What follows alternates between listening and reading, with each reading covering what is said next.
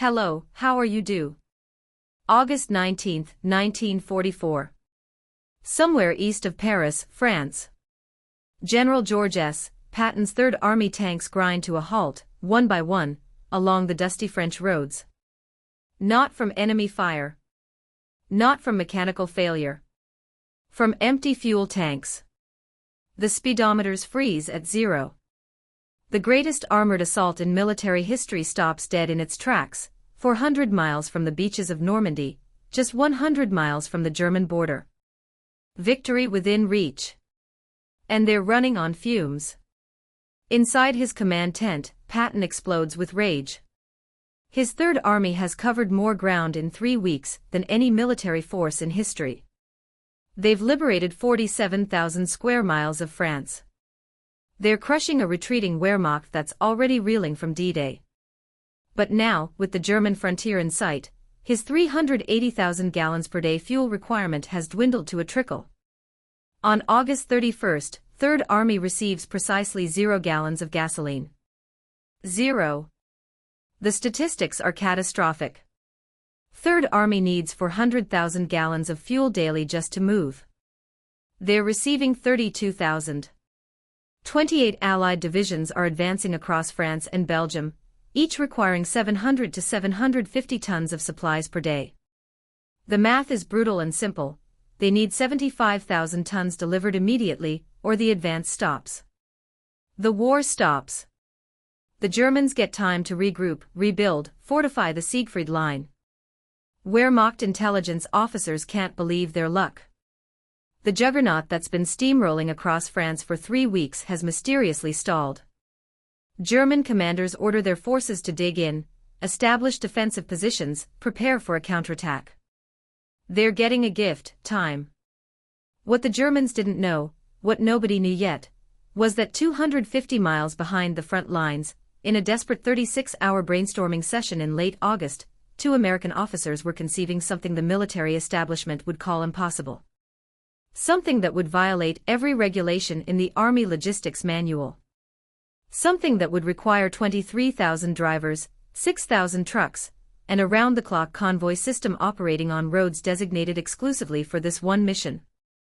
What they didn't know was that the solution would come not from West Point-trained logistics experts, but from 2 officers willing to tear up the rulebook entirely. And what absolutely nobody could have predicted was that 75% of the drivers who would save the Allied offensive would be African American soldiers whom the segregated U.S. Army had deemed unsuitable for combat. The war hung in the balance. And time was running out. The supply crisis of August 1944 was a victim of Allied success. When planners designed Operation Overlord, they anticipated a slow, grinding advance from the Normandy beaches. They calculated that by September 1944, Allied forces would be approximately 50 miles inland, establishing a defensive perimeter while ports were captured and repaired. Instead, by August 19, Patton's Third Army was 400 miles from the landing beaches. The advance had moved so fast that the entire supply infrastructure collapsed under its own success. The numbers were staggering and getting worse by the day. Each infantry division required 650 tons of supplies daily. Each armored division consumed 750 tons. Patton's Third Army alone was burning through more than 380,000 gallons of fuel every 24 hours. Across the entire European theater, Allied forces needed to move 20,000 tons of supplies forward every single day just to maintain the advance. The logistics officers tried everything the textbooks recommended. The primary plan relied on captured French ports and the existing rail network. But Allied bombing had done its job too well. The French rail system lay in ruins, destroyed by months of strategic bombardment designed to prevent German reinforcements from reaching Normandy. The Germans, in their retreat, systematically demolished what remained. Railway bridges were blown. Tunnels collapsed. Switching yards were cratered wastelands. The ports presented their own nightmare. Cherbourg, captured on June 27, had been demolished so thoroughly by retreating German forces that it wouldn't reach even limited operational capacity until late August. The closer ports, Brest, Saint-Malo, Lorient, remained in German hands, their garrisons under siege but still holding. Paris had been liberated on August 25, but the Seine River ports were shallow draft facilities unsuitable for the massive cargo ships carrying supplies from England and America. This meant everything, every gallon of fuel, every artillery shell, every ration pack, every spare tank part, had to come from the Normandy beaches, from supply depots established immediately after D-Day. The distance from those depots to the advancing front lines had stretched from 50 miles to over 400 miles in just 3 weeks. Traditional military logistics doctrine, the accumulated wisdom of generations of warfare, offered a clear answer: slow the advance, consolidate supply lines, wait for the ports to come online, rebuild the rail infrastructure. By the book logistics. Methodical.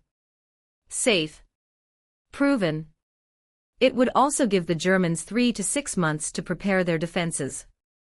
The expert consensus among logistics officers at SHAEF, Supreme Headquarters Allied Expeditionary Force, was unanimous: the breakneck advance was unsustainable. The supply lines were already overstretched beyond any historical precedent. The recommended solution was to halt all major offensive operations until the logistics infrastructure could be properly established. Some suggested waiting until spring 1945. General Dwight Eisenhower, the Supreme Allied Commander, faced an agonizing decision. His intelligence officers reported that the German army in France was in complete disarray, retreating in disorder, abandoning equipment, suffering from critical manpower shortages. This was the moment to press the advantage, to pursue a broken enemy and end the war before winter. But his logistics officers showed him the cold mathematics: without a functioning supply line, the most powerful army ever assembled would starve, run out of ammunition, and grind to a halt regardless of enemy action. The stakes couldn't be higher. Every day of delay allowed the Germans to establish defensive positions along their border. The Siegfried Line, hundreds of miles of fortifications, concrete bunkers, tank traps, and minefields awaited. If the Allies had to assault those prepared defenses in a winter campaign, casualties would be catastrophic. The war, which seemed to be racing toward conclusion in August, could drag on for another year. Perhaps longer. Eisenhower needed a miracle. Something beyond conventional logistics doctrine. Something nobody had tried before. He was about to get it. Lieutenant Colonel Laurent Albert Ayers wasn't anyone's idea of a brilliant logistics innovator. His nickname among the troops said everything: Little Patton, a reference not to tactical genius, but to his aggressive, explosive temperament and his short stature. He was a motor transport brigade officer, responsible for truck management, a middle management position that rarely attracted attention or glory. His colleague in the 36-hour brainstorming session was Major Gordon K. Gravel, another Transportation Corps officer whose credentials consisted entirely of moving trucks from point A to point B. No West Point pedigree.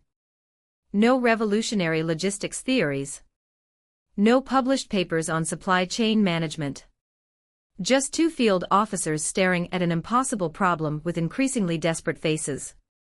The meeting took place in late August at Advanced Section Communications Zone Headquarters. Brigadier General Ewart G. Plank, who commanded the Advanced Section, had assembled every logistics officer he could find and given them a brutally simple directive: find a solution in 36 hours or this offensive dies. The traditional approaches came first. Increase rail capacity: impossible, the rails were destroyed. Use air transport: insufficient cargo capacity, and the aircraft were needed for tactical operations. Slow the advance: unthinkable, strategically disastrous. Establish intermediate supply depots: not enough time, and it merely moved the problem 50 miles forward. 20 hours into the session, with discarded proposals littering the floor and tempers fraying, Ayers stood up and said something that would change the course of the war. What if we forget everything we know about military logistics? What if we just run trucks? Non-stop. Round the clock. One route. One direction. Like a railroad but with trucks instead of trains. The room went silent. Then erupted. That's insane, a senior logistics officer said. You're describing a 400-mile convoy operating 24 hours a day. The maintenance requirements alone would be catastrophic. Driver fatigue would kill more men than German artillery. And you'd need, what, 5,000 trucks? 6,000? Where exactly do you propose we get 6,000 trucks? We already have them, Ayers said quietly. They're scattered across every unit in France. Infantry companies have trucks. Artillery batteries have trucks. Anti-aircraft units have trucks sitting idle because they're dug into defensive positions. We don't need to wait for new trucks. We raid every unit that's not actively moving and requisition their vehicles. You can't do that, another officer protested. Those trucks are assigned to specific units. There are regulations, requisition procedures, authorization protocols. The regulations, Ayers interrupted, his voice rising, were written for a war where armies advance 10 miles a week, not 100 miles a day. We either tear up the regulations or we lose the war. It's that simple. Major Gravel leaned forward. 2 drivers per truck. One drives while the other sleeps. 60 yards spacing between vehicles. Maximum speed 25 miles per hour. We designate 2 parallel routes, one going forward with supplies, one returning empty. We close both routes to all other military and civilian traffic. We paint every truck with red balls, make them instantly recognizable. We call it the Red Ball Express. The room erupted again. This time, with a different energy. Someone was actually writing it down. Brigadier General Planck gave Ayers and Gravel 72 hours to make it operational. 72 hours to find 6,000 trucks, recruit 23,000 drivers, establish a 400-mile convoy route, and begin moving 75,000 tons of supplies. It was impossible. Ayers did it in 71 hours. He stormed through France like a man possessed. Infantry units woke up to find their motor pools being emptied by Transportation Corps officers with emergency requisition orders. Artillery batteries protested as their supply trucks were driven away. Anti-aircraft positions, tank destroyer companies, engineer battalions, any unit with vehicles not immediately essential to combat operations found themselves contributing to Ayers' growing fleet. The Little Patton nickname became grimly appropriate. When unit commanders protested, Ayers shouted them down with a ferocity that would have made the general proud. Your trucks or Patton's advance, pick one, he'd snarl, and requisition another dozen vehicles. Finding drivers was harder. The ideal Red Ball driver needed experience handling heavy trucks, stamina for 20-hour shifts, nerves steady enough to drive blacked-out roads at night, and the physical endurance to survive on minimal sleep for weeks at a time. The segregated U.S. Army's personnel system had a ready answer: African American soldiers. 75% of the motor transport service companies in the European theater were black units. The military establishment, operating under the racist assumption that black soldiers lacked the combat capabilities of white troops, had systematically assigned them to transportation, quartermaster, and service positions. Now that prejudice accidentally created the largest pool of trained truck drivers in the theater. Men like Technical Sergeant Emmanuel Wilson Green of the 3989th Motor Transport Company.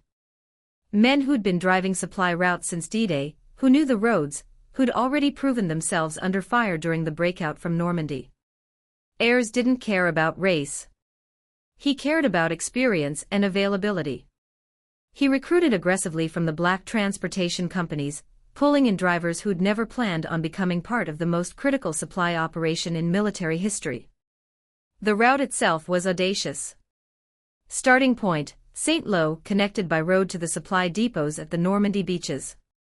Destination, a triangular zone between Chartres, Dreux, and La Loupe, approximately 125 miles forward. 2 parallel highways, each one-way, closed to all other traffic. Marked at every intersection with circular red markers, the red balls that gave the operation its name. On August 25, 1944, the first convoy rolled out. 67 truck companies. 3,358 vehicles. 4,482 tons of supplies in the first run. The trucks were GMC, Jimmy, 2.5-ton cargo trucks, the workhorses of the U.S. military supply system. Open cabs. No heaters. No armor. Just canvas covering the cargo beds and 2 exhausted drivers per vehicle, alternating shifts while the convoy kept moving. The official regulations seemed designed for failure: 60-yard spacing between trucks. No passing. Maximum speed 25 miles per hour. No stops except at designated refueling points. The reality was chaos from day one. Trucks broke down. Drivers pushed past 25 miles per hour to keep schedules. The 60-yard spacing compressed to bumper in places. And nobody stopped moving. By August 29, the Red Ball Express was moving 12,500 tons of supplies per day. Patton's tanks started moving again. Ing.